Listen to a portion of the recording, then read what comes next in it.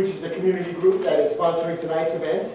Repair is a group of Westchester citizens of every background who have come together out of concern for racial inclusion and justice. We meet once a month to share our stories, to learn from one another and from invited guests, and to explore ways that we can support community organizations that are working on behalf of racial healing and fairness. I invite you to take one of our flyers from the room inside, where we'll be having the reception after our presentation this evening. Also in the room where the reception is held, you'll find that books will be on sale by our special guest tonight. They're $33. They are taking credit cards, so there's really no excuse. Do take a repair flyer, sign up for our e-newsletter, and we hope you'll join us at a future event, and you can also friend us on Facebook. If you have an empty seat next to you, could you raise your hand, because there are people coming in that need seats. Okay, so there's seats in the back. And there are some seats way in the back. Chairs are being set on the sides. Wonderful to have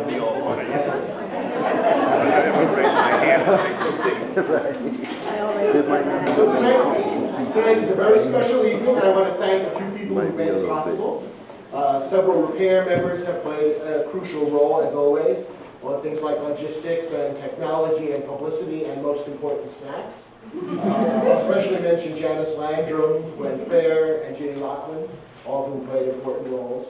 I also want to thank Steve Dillard and the Peekskill NAACP, who have provided a video crew to capture tonight's event, so those who weren't able to attend will be able to watch excerpts, or perhaps the whole thing on a link online, which we'll have shortly. Also want to thank the staff of the Village Bookstore in Pleasantville, who are making books available for purchase and autographing. And of course, the Warner Library, which is this wonderful community resource which makes events like this possible throughout the year. So let me tell you a little bit about tonight's speaker. Dr. Ibram X. Kendi describes himself this way: a hardcore humanist and softcore vegan who enjoys joking it up with friends and family, partaking in African American culture, weightlifting, reading provocative nonfiction books, discussing the issues of the day with open-minded people, which includes everyone here, I hope, and also hoping for the day the New York Knicks will win an NBA championship, and for the day this nation and world will be ruled by the best of humanity.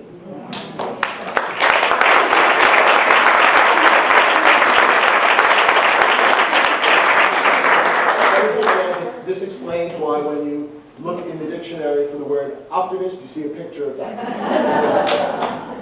Kendi was born in 1982 to parents who came of age during the Black Power movement in New York City and became student activists and Christians inspired by Black liberation theology. Kendi attended Florida A&M University, where he earned his undergraduate degrees in journalism and African American studies. After working for a time as a journalist, he earned his doctoral degree in African American Studies from Temple University in 2010, and he's now a professor at the University of Florida. Kendi's first book, The Black Campus Movement, Black Students and the Racial Reconstitution of Higher Education, was published in March 2012. His second book, Stamped from the Beginning, The Definitive History of Racist Ideas in America, was published by Nation Books in 2016 and won that year's National Book Award for Nonfiction. So now please join me in welcoming to the stage Dr. Ibram X. Kendi.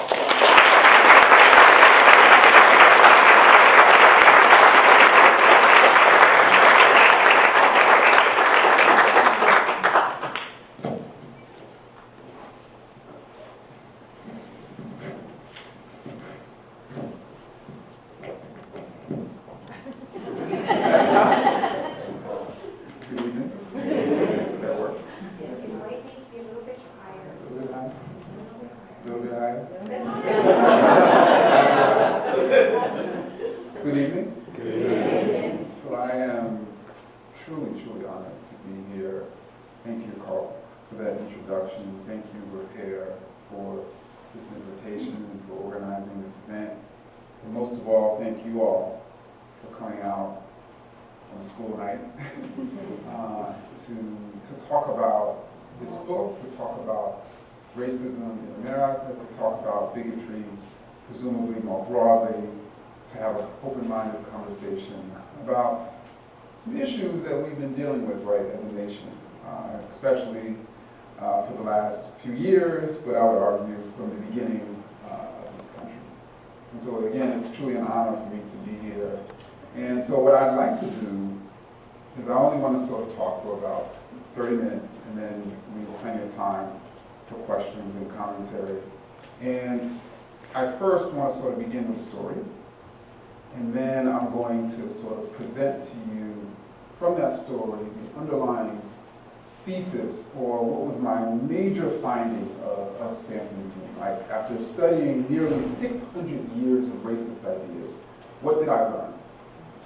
And then I want to read for you a few excerpts from the book, and then I'm going to provide some closing thoughts. Is that okay? Okay. So, in 1840, the United States engaged in taking its census. And this was the first U.S. census that used or recorded people as insane. And 3 years before the 1840 census, John C. Calhoun, anybody heard of John C. Calhoun? So of course he's been in the news recently, right? He's not living like Frederick Douglass. He's been in the news recently, of course, about controversy at Yale. And 3 years before, in 1837, John C. Calhoun went before his colleagues and heard one of his colleagues from Virginia in the U.S. Senate talking about slavery as a necessary evil, which was largely the line of thought that had defended slavery since the time of Thomas Jefferson. And that line of thinking was largely under assault by the abolitionist movement in the 1830s.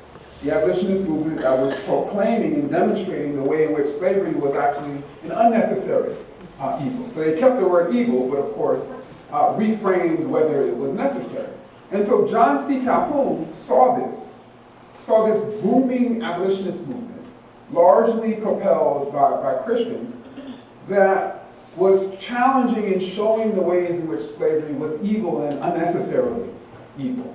And so in 1837, he stood before the Senate and said, no, Virginia slaveholders, slavery is not a necessary evil. Slavery is a positive good. It's a positive good for black people. It's a positive good for America. Yeah, he actually can say that. And so in 1840, again, the United States went about recording its census, went about recording insane people.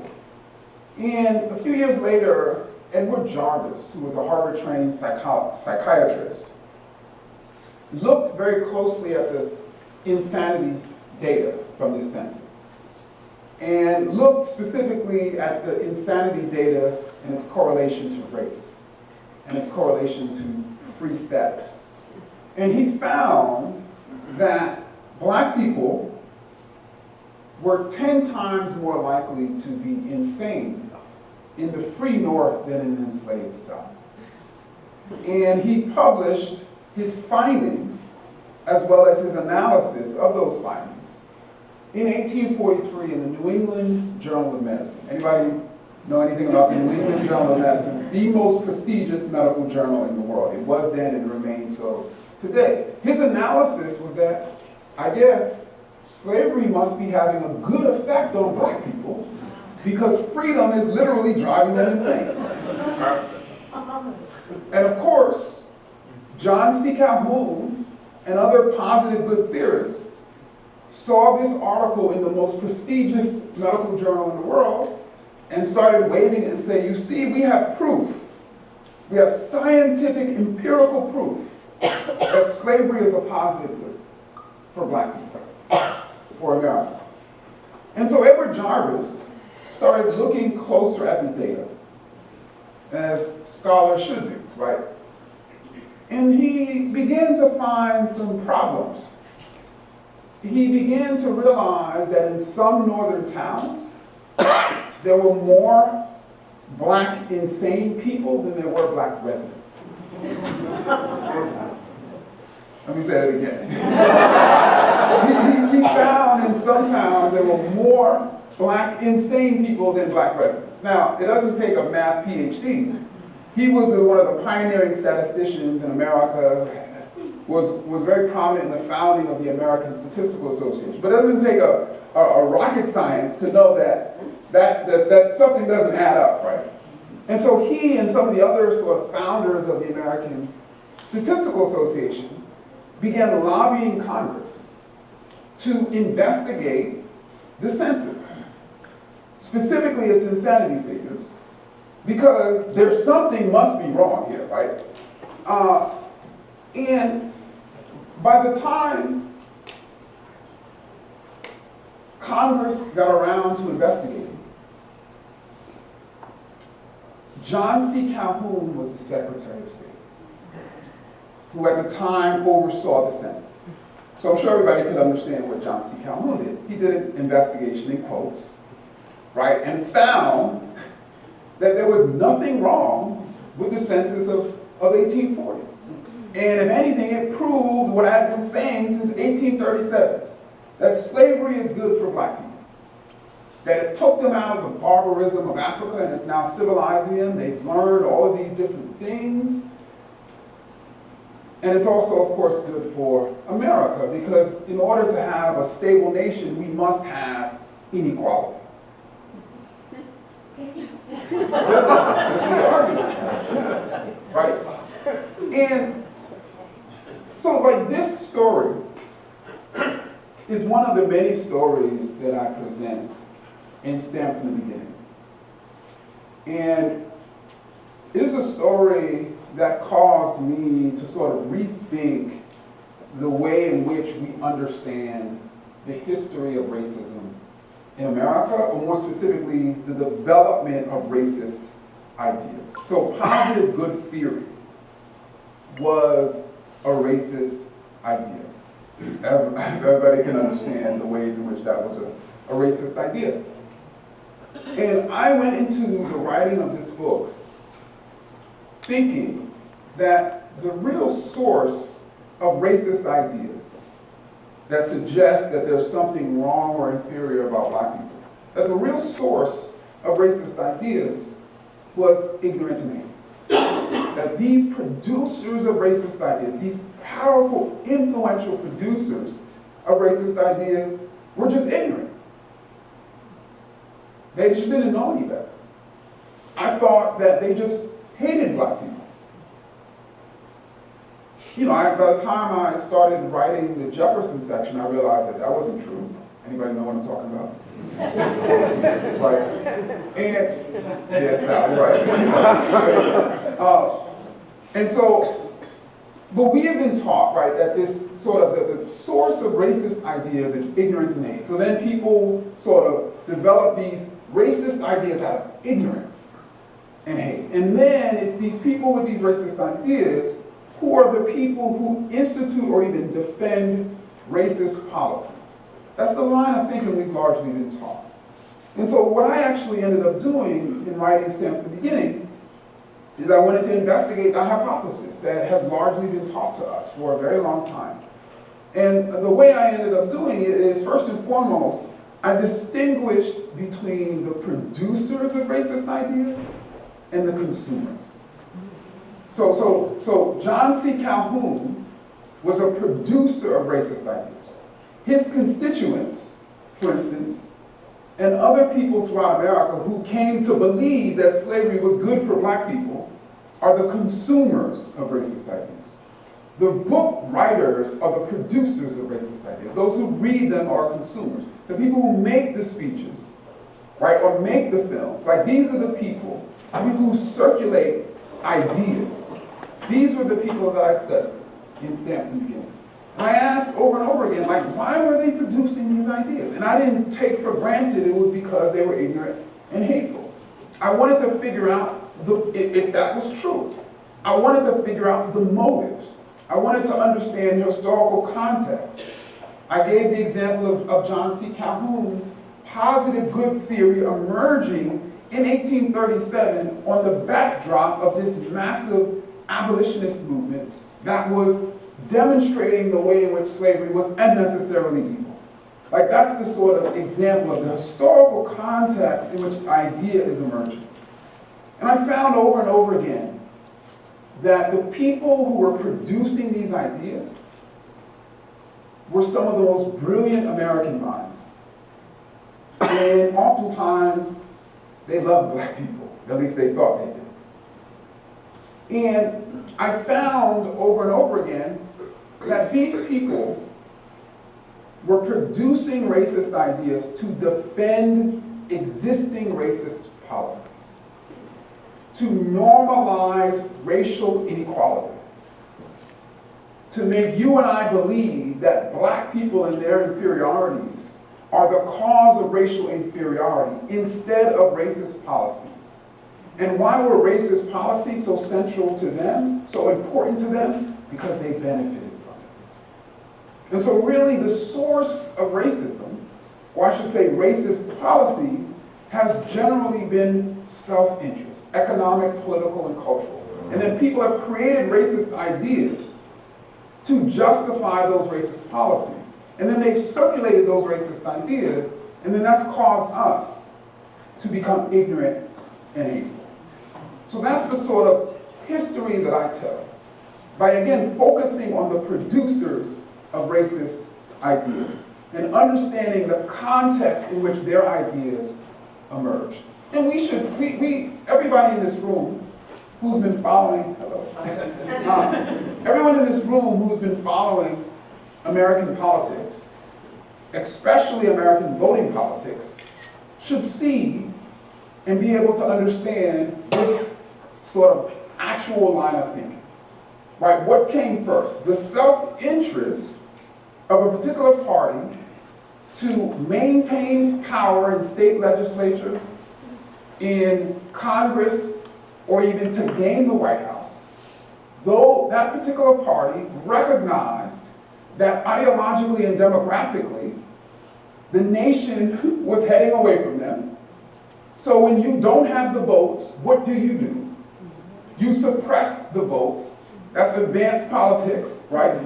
You suppress the votes. So then what do? How do you suppress the votes? You figure out a way to create new policies that suppress the votes.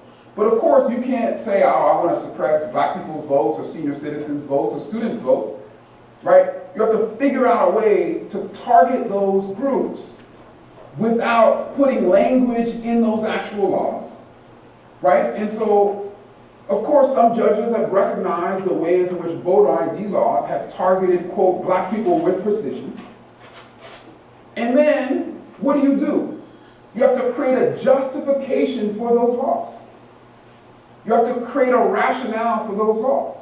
That rationale is voter fraud. That rationale is voter fraud. And then, when people present to you indisputable evidence that voter fraud is a non-issue, do you say, oh, I didn't know that? No. You're like, no, actually, voter fraud is even worse than I was saying before. Right? And that should show that the people creating these ideas are not creating them out of ignorance. They know precisely that voter fraud is not a problem. And then they circulate this idea of voter fraud and attach that to the populations that they're suppressing, namely black people. And then the long-held racist idea of the corrupt black voter reemerges in American politics, compelling some Americans to grab their guns and go up to black polling sites to eliminate, quote, black voter fraud. These are consumers of racist ideas. And then for those very people to clamor for even more voter ID laws and voter suppression laws, which will suppress those votes. Right? That's essentially what has happened throughout the history of racist ideas. This racist idea of the corrupt black voter, right, emerging within a context in which people were trying to substantiate a policy that benefited them. And so I show that over and over again throughout American history. And I should also say very briefly that in Stamp the Beginning, actually chronicle a three-way debate about race in America. And we've largely been taught this debate between racist and non-racist, or racist ideas and non-racist ideas. I actually chronicle a three-way debate, each of which I have a term for. The first line of thinking is called a segregationist idea. The second line of thinking is called an assimilationist idea. And the third line of thinking is called an anti-racist idea. And each of these positions have sought to explain why racial inequities exist in American society. And each of these positions have a different answer. And as everybody would imagine, since almost the founding of colonial America, there was racial inequality, especially since the founding of the United States. So then you've had Americans trying to explain, why is it that so many black people are enslaved and white people free? Why is it that black people are segregated on the poorer side of town? Why is it that we have 2 million black people in prison? Why is it that over the last 50 years, the black unemployment rate has been twice as high as the white unemployment rate? Why is it that white people have 15 times more wealth in this country than black people? Why is it that 40% of the incarcerated population in this country is black, even though black people represent about 13% of the population? Why does this nation have these racial inequities, these racial disparities? There are only three positions. There's long been three positions trying to explain the existence of these racial disparities.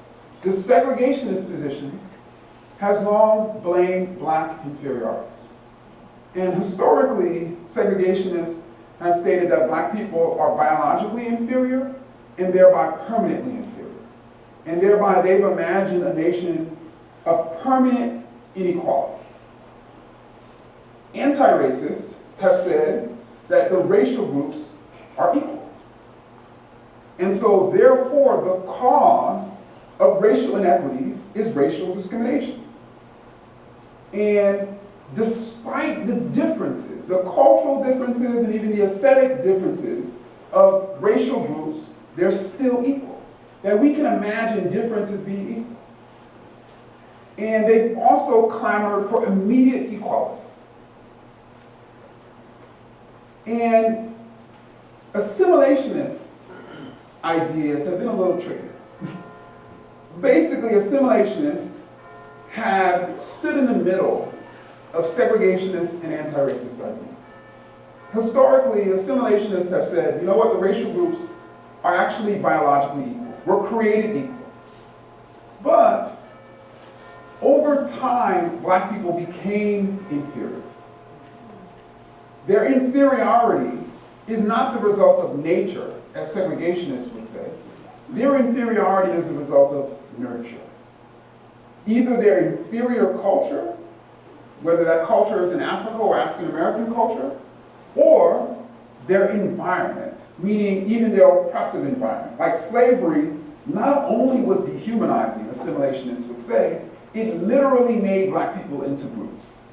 Segregation was not just oppressive, it literally made black people into subhumans. Poverty isn't just an oppressive institution. It is literally making poor people lazy and all of these other behavioral traits.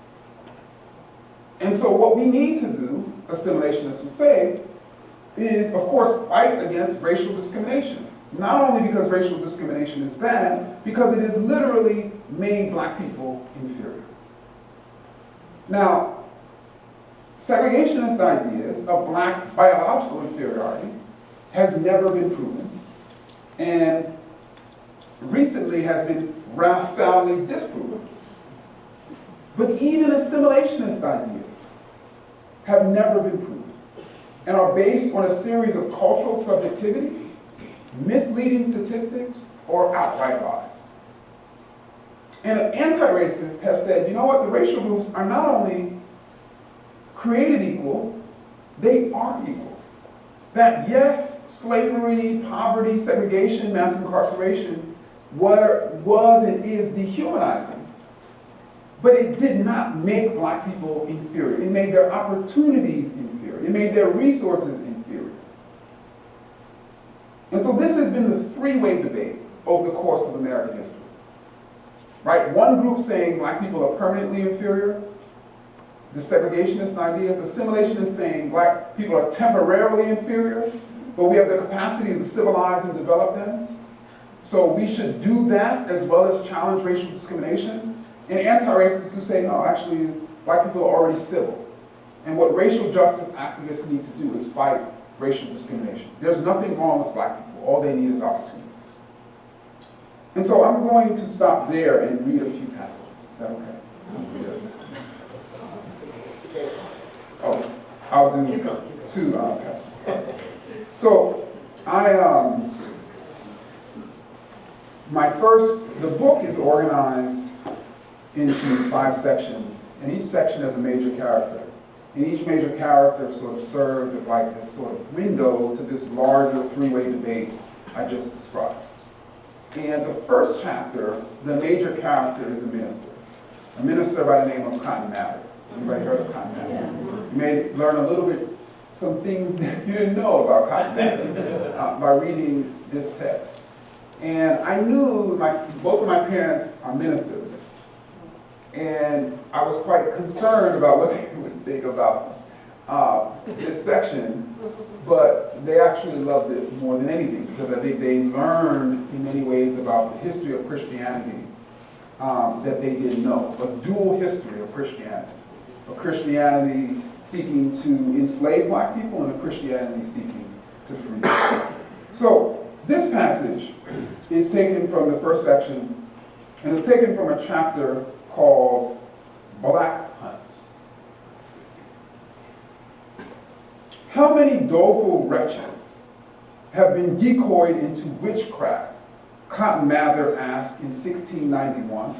His father preached a lengthy series on devils in 1693 after returning from England with the new Massachusetts charter. Samuel Parris, a Salem minister, preached endlessly about the devils in their midst.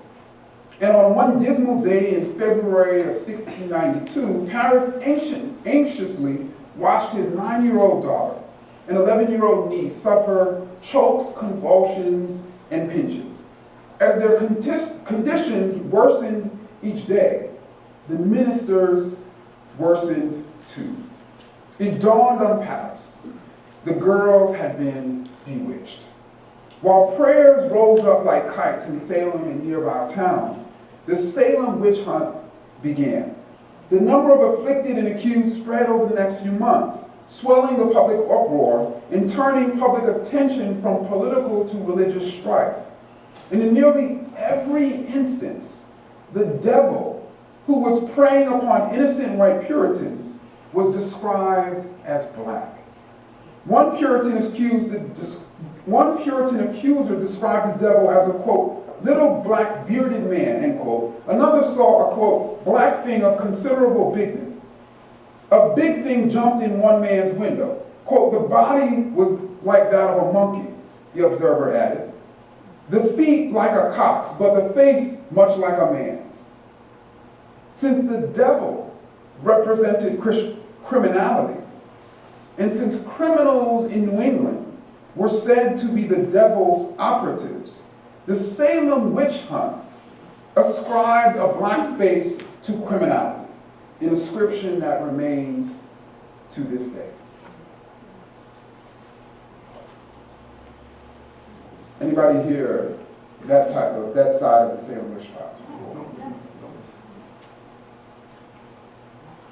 This second passage is from the third section of the text. So the second major character is somebody by the name of Thomas Jefferson. You may have heard of him. The third section, the major character is William Lloyd Garrison. William Lloyd Garrison was, of course, the most famous white male abolitionist. And the most famous white female abolitionist was, of course, Harriet Beecher Stowe. Titled Uncle Tom's Cabin, Stowe's living dramatic reality entered bookstores on March 20th, 1862. The scenes of this story, she opened the novel's preface, lie among an exotic race whose character was so essentially unlike the hard and dominant Anglo-Saxon race. In Black people's low docility of heart, their aptitude to repose on a superior mind and rest on a higher power, their childlike simplicity of affection and facility of forgiveness, she wrote, in all these they will exhibit the highest form of a peculiarly Christian life. Only enslavement was holding them back. In one novel, Stowe ingeniously achieved what Garrison had been trying to do for roughly 2 decades, in article after article in The Liberator. For the cosmic shift to anti-slavery, Stowe did not ask Americans to change their deep-seated beliefs. She only asked him to alter the implications, the meaning of their deep-seated beliefs. Stowe met Americans where they were, in the concrete of racist ideas. She accepted the nationally accepted premise of the enslaver. Naturally docile and intellectually inferior Black people were disposed to their enslavement to white people, and Stowe crucially tacked on to God. Stowe inverted Cotton Mather and all those preachers after him who had spent years trying to convince planters that Christianity made Blacks better slaves. She claimed that since docile Blacks made the best slaves, they made the best Christians. Since domineering whites made the worst slaves, they made the worst Christians. Stowe offered Christian salvation to white America through anti-slavery. In order to become better Christians, white people must constrain their domineering temperament, she argued, and end the evil outgrowth of that temperament, slavery. The relations of Tom and Eva sit at this novel's thematic center. Stowe created the double character, the naturally Christian Tom and Eva. Eva, of course, was a little girl, to highlight her conception of Blacks being more feminine, docile, childlike, and affectionate, I'm quoting her, which allows Christianity to find a, quote, more congenial atmosphere in Black lives. In a major proselytizing battle, Stowe pits the soulful Christian Black slave, Tom, against the mindful, unchristian white master, St. Clair. Quote, "Thou hast hid from the wise and prudent and revealed unto babes," Tom says in biblical style. Stowe maintained this spiritual superiority allowed Blacks to have soul.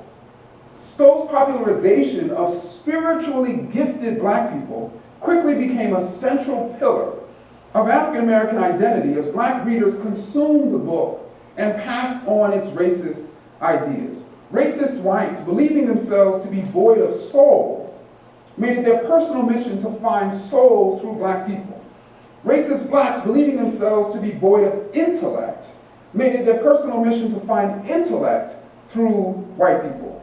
Black Americans almost immediately made Uncle Tom the identifier of Black submissiveness while accepting Stowe's underlying racist idea that made Uncle Tom so submissive. Blacks were especially spiritual. They especially had soul. And finally, William Lloyd Garrison revered Uncle Tom in his book review on March 26, 1852. But he was virtually alone in his anti-racist questioning of Stowe's religious bigotry. Quote, "Is there one law of submission and non-resistance for the Black man, and another law of rebellion and conflict for the white man? Are there two Christs?"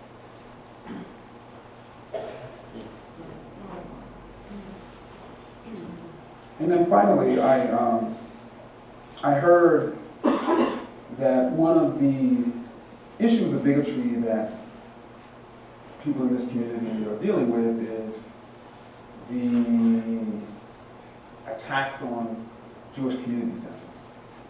And I wanted to read a passage from Stand from the Beginning to show, as I talk about more so in the epilogue, and I sort of chronicle throughout the book, the interlocking nature of many different bigotries.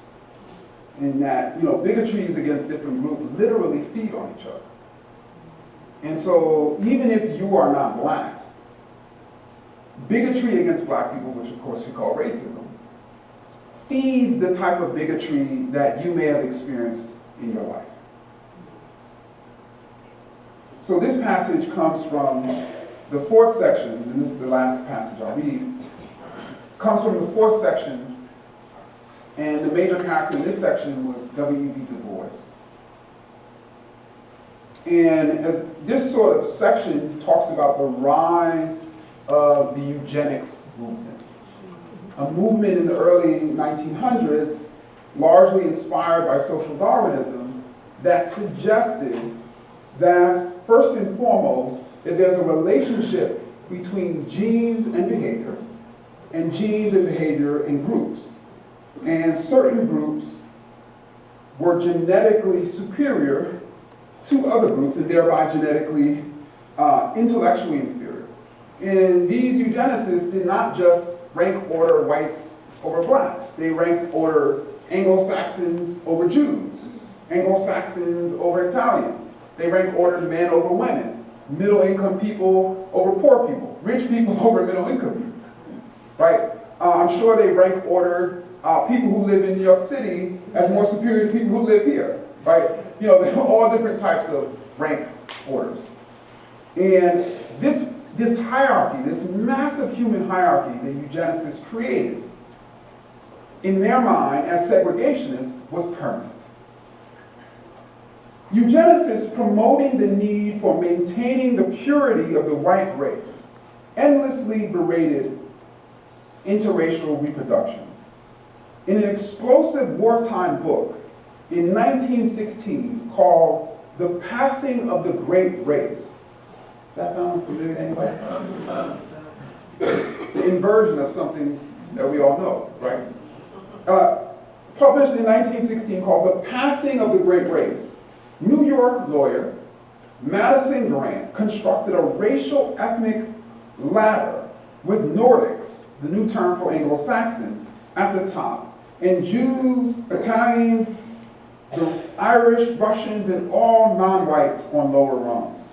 He reconstructed a world history of rising and falling civilizations based on the, quote, amount of Nordic blood in each nation. The races vary intellectually and morally just as they do physically, Grant suggested. It has taken us 50 years to learn that speaking English, wearing good clothes, and going to school and church does not transform a Negro into a white man. This segregationist passionately told assimilationists that their efforts were bound to fail, because of course assimilationists were trying to what? Civilize black people. Black people were incapable of development and could never become white. Grant revised and reissued his book 3 times in 5 years, and it was translated into several foreign languages. Publishers were barely able to supply the voracious demand for segregationist ideas and for the dashing eugenics movement as white theorists attempted to normalize the social inequities of the day. When Germany surrendered in the Great War, an embittered Austrian soldier sprinted into German politics, where he gained some cheers for his nasty speeches against Marxists and Jews. In 1924, Adolf Hitler was jailed for an attempted revolution. He used the time in prison and Madison Grant's book to write his magnum opus, Mein Kampf. The highest aim of human existence is the conservation of race, Hitler famously wrote. The Nazi Tsar later thanked Grant for writing The Passing of the Great Race, which Hitler called, quote, my Bible. So in closing, I just want to say that despite reading many, many pages on racist ideas, and even more on the effects of these racist ideas on everyday people, you know, I'm still actually quite hopeful. And what has made me hopeful has, I think, first and foremost, been my ability to chronicle not only racist ideas in Stanford reading, but anti-racist ideas. For me to show that really at every period in American history, you had Americans of all races who were challenging these notions of racial inequality, and who were challenging these systems and policies that created racial inequality. And it is these people who continue to sort of give me hope. I also know that philosophically, you have to believe that change is possible in order to bring it about. And cynicism is actually the kryptonite of change. And so I understand philosophically the importance of being optimistic and hopeful, but then I also recognize and allow myself to recognize, I should say, all of these anti-racist activists and thinkers in history who have constantly challenged and are continuing to challenge racism in this country. And these people are the people, again, who give me hope. And I would advise and suggest and hope that you would allow them to give you hope too. Thank you.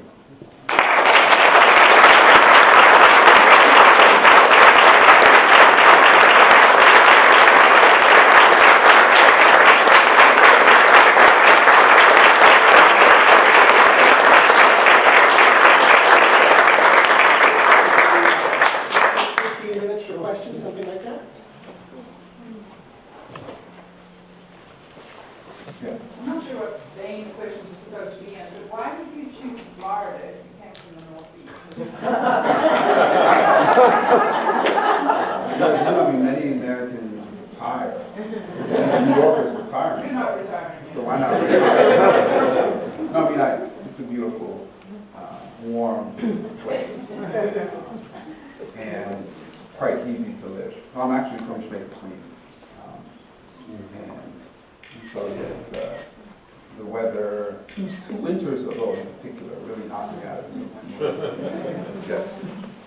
I'm trying to understand your thesis about the relationship between racial ideas and racial policy. Mm-hmm. So you're saying that racial policies cause racist ideas? What I'm saying, first and foremost, is that if you look at the historical events and even the thinkers themselves, they were typically creating, and again, it's the creation of new racist ideas because of their own self-interest or because they were seeking to defend existing racist policies that typically were being assaulted by historical events or even anti-racist activists.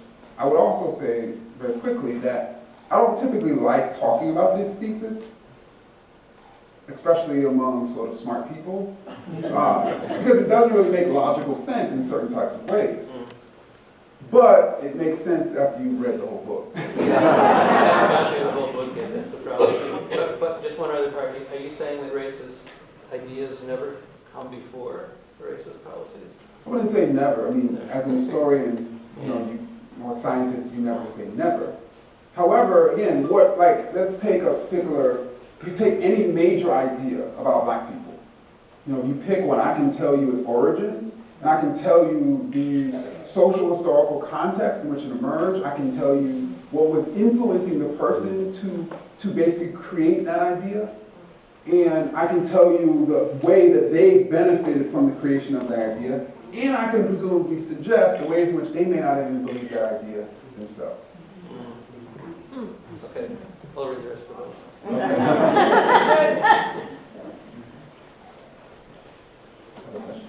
Yes. So what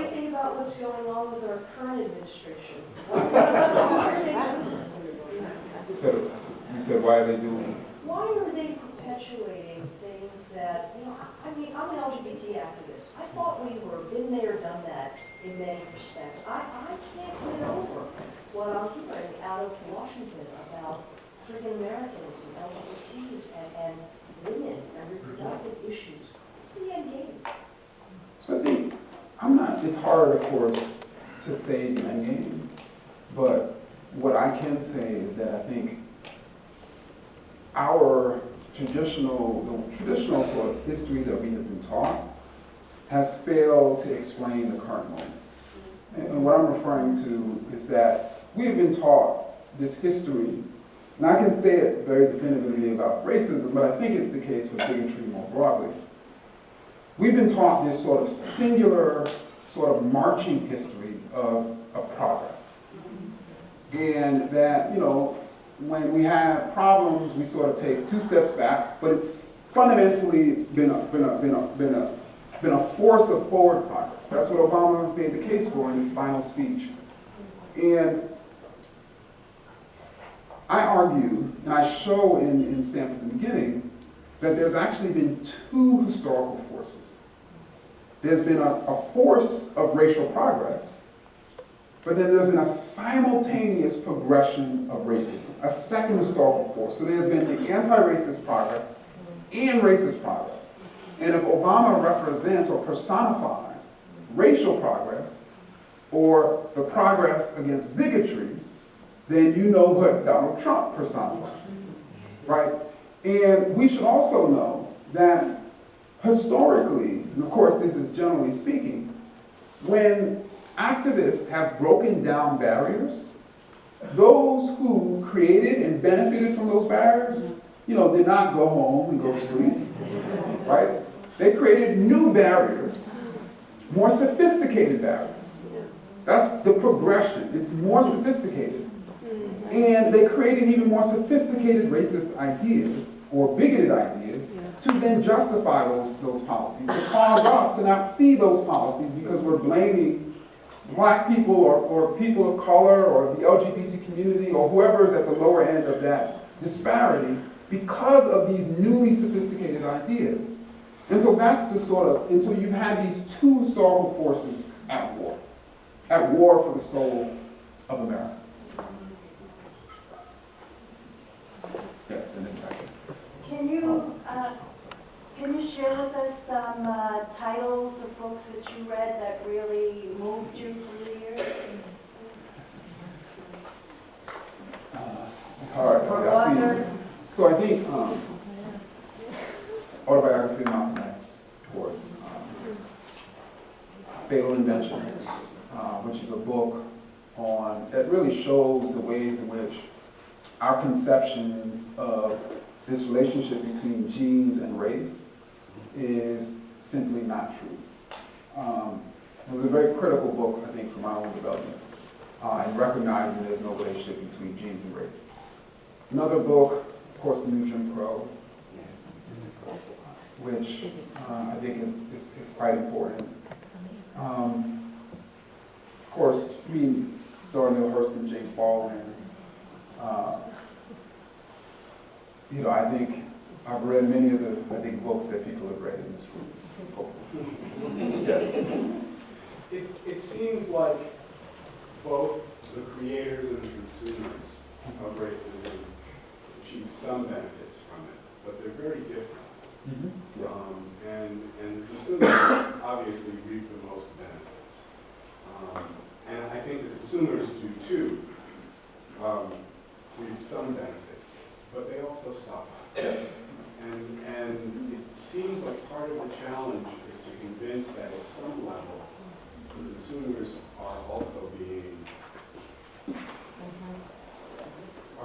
hurt by these policies. How do you convince them that the little benefit they get doesn't outdo the damage that it does? So at the end of the book, I distinguish between what I classify as intelligent self-interest versus unintelligent self-interest. And the role that racist ideas has played historically, it has caused many people to think that it is in their it is in their self-interest to support, let's say, racism, to support racist policies. And in fact, it's been in their unintelligent self-interest. Like, it hasn't actually, it's actually, in a general sense, to give an example, white people have benefited from racism. However, if you start breaking down white people according to class, only a specific group of white people have benefited from racism, and if anything, other groups have, in a general sense, actually not benefited, especially in the last 40 years. We've talked a lot, I think, as racial justice activists, about the ways in which the white poor, like, why would the white poor be voting for Republicans? That's against their own economic self-interest, right? But we haven't spoken as much about the ways in which the white middle class voting for Republicans is against their economic self-interest, which is key, right?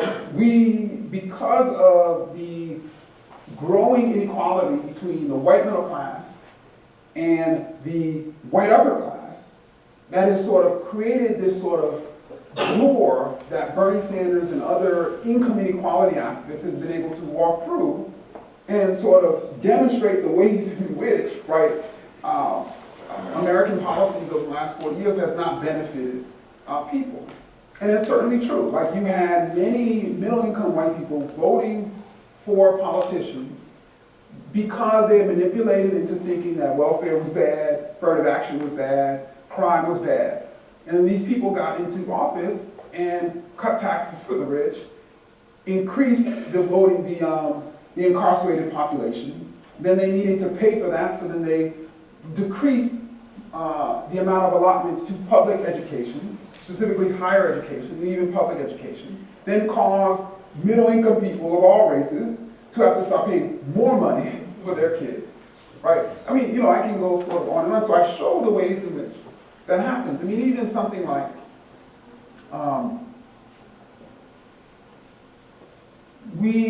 lynching scholars recently have shown the ways in which not only lynching was harmful to the people who were lynched, specifically the black men, but it also constrained the sexuality of white women.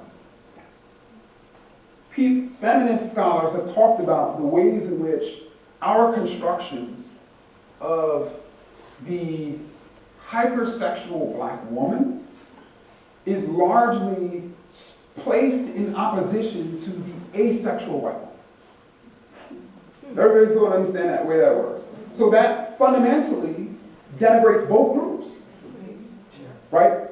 It not only sort of misrepresents the sexuality of black women, right? But it misrepresents the sexuality of white women. Even terms like white trash, which I argue in my work is actually a synonym of the term extraordinary Negro. That what both terms do is it says when that white person who is poor, who's not as articulate, who's not as powerful, well, no, they're not white, they're white trash. And that black person who is defying stereotypes, oh, they're an extraordinary Negro. They're not like those ordinary inferior black people. Which then allows for people to continue to hold their racist ideas in the midst of people in their regular environment defying them every day. I can go on and on, but I know we have more questions. You have a question? I wanted to thank you for mentioning the JCC bomb threats from yesterday. As a Jewish woman walking around with a white face in the world, it's a complicated relationship, and being aware of racism in other ways and being a vulnerable minority, but yet also being white in the world creates a weird dynamic. So I just wanted to thank you because it was just another horrible step in bringing what is happening.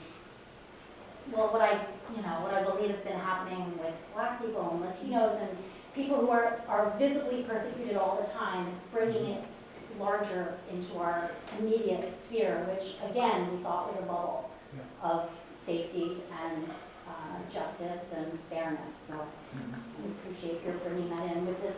And even while I've been listening to you, I'm like trying to tie in all the pieces of all the different groups that are persecuted and understanding like the essence of why people turn to that place of hatred and, well, yeah, like you were saying before about thinking it comes from ignorance, and there's actually, the use of words and ideas to sculpt. Yeah, I mean, we're fed these ideas from the time we start understanding the world. Another book that I would recommend to your question is The History of White People by Mel Irvin Painter, a Princeton historian.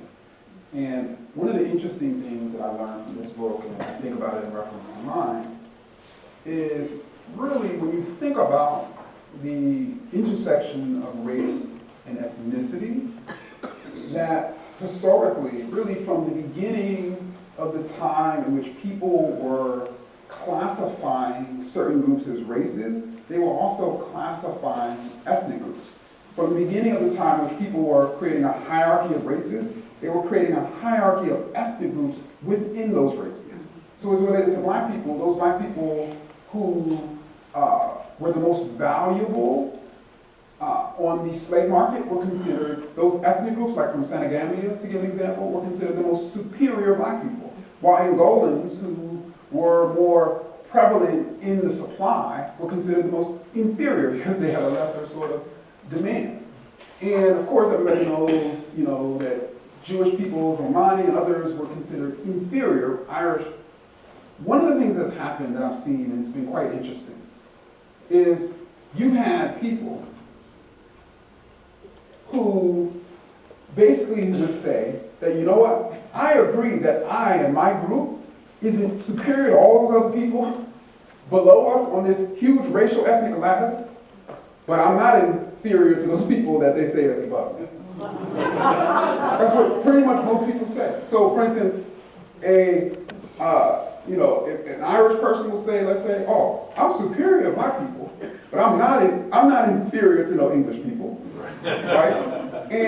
Or like an African American will say, you know what, I'm superior to Nigerians, but I'm not inferior to white people, right? And so what happens is, Like the self-hierarchy. yes, so this massive, again, hierarchy, ethnic and racial. So I talk about in the book that what people do is they smack the racist chicken and enjoy its racist eggs.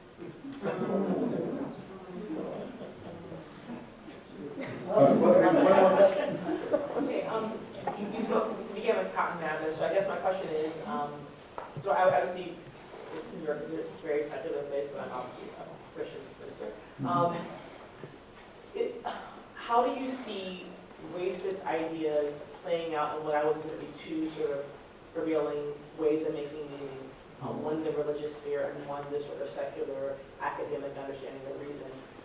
Is there any way to escape the ways in which racist ideas wrap themselves, the American racialized reality wraps itself around both of those meaning-making institutions? I mean, is there a way for people to participate in them without involving themselves unwittingly in one of the parties they don't want to be a part of, like without being segregationist or assimilationist by being co-opted into one of these narratives?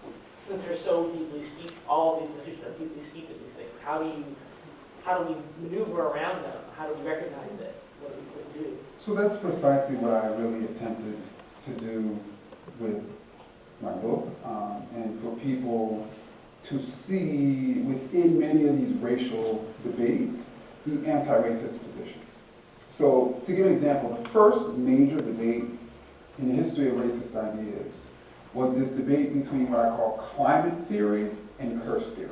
So everybody heard of curse theory, right? Black people were the cursed descendants of Ham, and thereby they're permanently inferior, and they are destined for slavery. That was the first major segregationist idea. And they are a different species of being from, of course, their permanent enslavers who have been blessed by God. And then climate theory was the theory, you think that theory was ridiculous, try this one, was a theory, and again, there's a religious side of it, and then there's a secular side, because really it really wasn't until, as many of you know, the 1800s, somewhere in the mid-1700s with the Enlightenment era, that science became, a secular sort of enterprise, right? Theologians were scientists in the 15 and 1600s. So climate theorists made the case that, of course, God was white, Adam and Eve were white, and the Garden of Eden was in Europe. And at some point, the descendants of Adam and Eve left this beautiful garden of Europe and ventured, for some stupid reason, south. They landed in Africa, and it was in Africa where their beautiful white skins were blackened and made ugly. And of course, being away from the heart of civilization in Europe, their culture sort of wrenched into ruins. But climate theorists said, there's a cure. Anybody want to take a guess? Go north. Black people go back up to Europe. Their skins will literally become white again. And therefore their cultures, they'll become beautiful again, their cultures will become civil again. And so climate theory and curse theory really debated up until a book by the name of The Origin of Species really ended that debate. It was a 400-year debate, right? Where to a certain extent, Christians take in both sides in certain types of ways, more so the side of climate theory.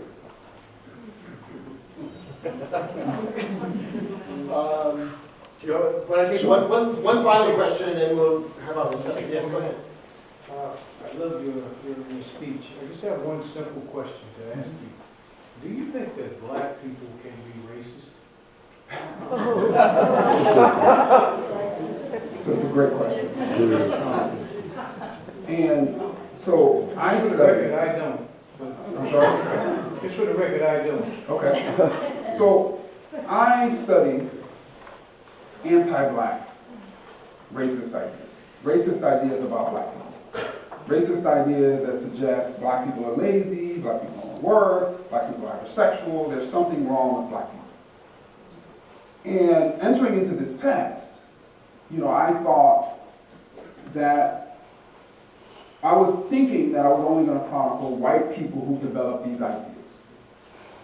And I found that even black people had developed and produced ideas that suggested that there was something wrong or inferior about black people.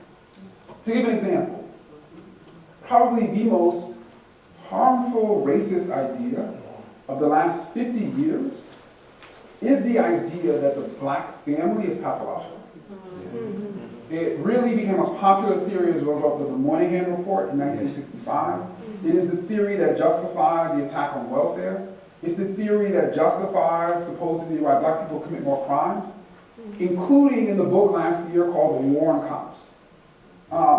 And this theory that the black family is pathological was created by a black scholar by the name of E. Franklin Frazier in his famous book, The Negro Family in the United States. And Moynihan, whose theory and whose book has been roundly debunked and challenged as racist, cited E. Franklin Frazier throughout his book. Now, so to me, anyone can say that there's something wrong or inferior about black people. Anyone, including black people. And I sort of found, not only sort of debunked and demonstrated the ways in which all of these ideas are false, I did find that there actually is one thing that's wrong with black people. And the only thing that's wrong with black people is that we think something is wrong with black people. And the only thing that's extraordinary about white people, you might want to take that? Something is extraordinary about white people. In the room behind me, we have a few snacks and beverages, but more importantly, you'll have an opportunity to get a book and get an autograph from Dr. Kendi. Before we break up and move in there, please let's give him one more round.